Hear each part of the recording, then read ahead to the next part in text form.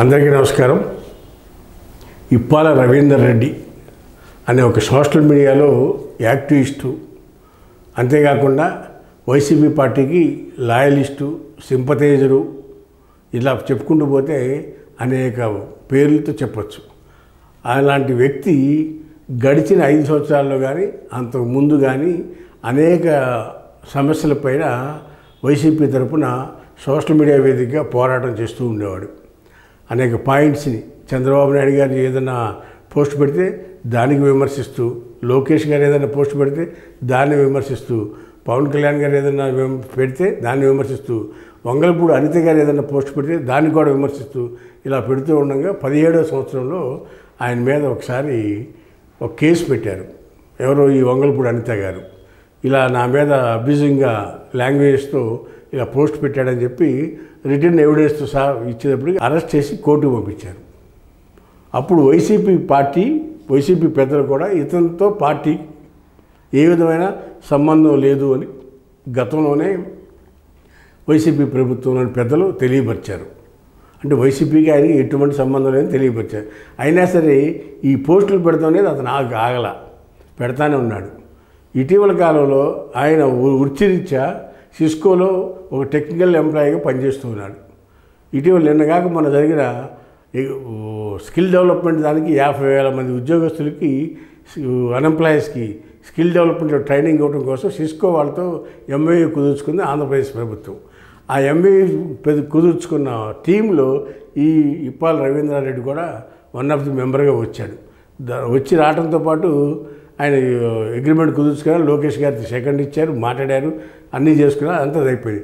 అక్కడ చూశారు ఈ తెలుగు తమ్ముళ్ళు, తెలుగు సోషల్ మీడియా వారియర్స్ వీళ్ళంతా చూసి అమ్మనే ఒక్కొక్క వారియరు ఒక్కొక్క రకంగా దాడి చేయడం మొదలెట్టారు. ఎవరి మీద దాడి? రవీందర్ రెడ్డి మీద దాడి చేయట్లా, లోకేష్ మీద దాడి చేస్తున్నారు. నువ్వేం చేస్తున్నావు, నువ్వు ఎలా చేస్తున్నావు అని లోకేష్ బాబు చేసే పనుల్ని అక్కడ 50,000 మందికి ట్రైనింగ్ ఇస్తే సిస్కో వాళ్ళతో అగ్రిమెంట్ కుదుర్చుకున్నారు. అదంతా అన్ఎంప్లాయీస్ అందరికీ ఉపయోగపడుతుంది. అది పక్కనకు పోయింది. ఈ వ్యక్తి అక్కడ ఉండేటప్పటికి వీళ్ళంతా కూడా వారియర్స్ అంతా కూడా దాడి చేయడం మొదలెట్టారు.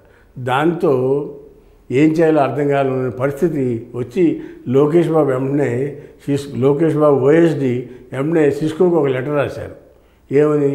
ఈ రవీందర్ రెడ్డి అనే గతంలో మా ప్రభుత్వానికి వ్యక్తిగతంగా కూడా విమర్శలు చేయడంతో చంద్రబాబు నాయుడిని, పవన్ కళ్యాణ్, లోకేష్, వంగలపూడి అనిత వీళ్ళందరి మీద వ్యక్తిగతంగా కూడా దాడి చేసి విమర్శలకు గురి చేశారు సోషల్ మీడియా వేదికగా. మరి ఇలాంటి వ్యక్తి ఈ ఆంధ్రప్రదేశ్లో చేసే ప్రోగ్రామ్స్లో ఇన్వాల్వ్ లేకుండా చేయమని వీళ్ళు ఈ గవర్నమెంట్ ఆఫ్ ఆంధ్రప్రదేశ్ సిస్కోకు ఒక లెటర్ రాసింది. దాంతో సిస్కో వాళ్ళు ఏం చేయాలో అర్థం కాక తలపట్టు కూర్చున్నారు.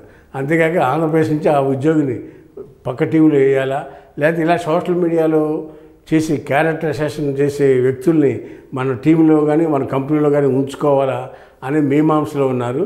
1-2 రోజుల్లో ఉంచటమా లేకపోతే తీసేయటమా, ఉంచితే పక్క రాష్ట్రాలకు ఇన్ఛార్జిగా పంపించి ఇక్కడ లేకుండా చేయాలనేది సిస్కో వాళ్ళు అంతర్గతంగా మొదలు పడుతున్నారని మనకు తెలుస్తున్న వార్త. ఇలాంటివి కూడా సోషల్ మీడియా వాళ్ళు వదిలిపెడతలా. ఏ చిన్న తప్పు దొరికినా ముఖ్యమంత్రి మీద, లోకేష్ గారి మీద, పవన్ కళ్యాణ్ మీద, అందరి మీద కూడా దాడి చేస్తూ ఉన్నారు. ముప్పెడి దాడి చేస్తూ ఉన్నారు. అసలు వైసీపీ వాళ్ళు పనిచేయాల్సింది పోయి వైసీపీ వాళ్ళకన్నా ముందే టీడీపీ వాళ్ళే అక్కడ అబ్జర్వేషన్ ఎక్కువైపోయింది.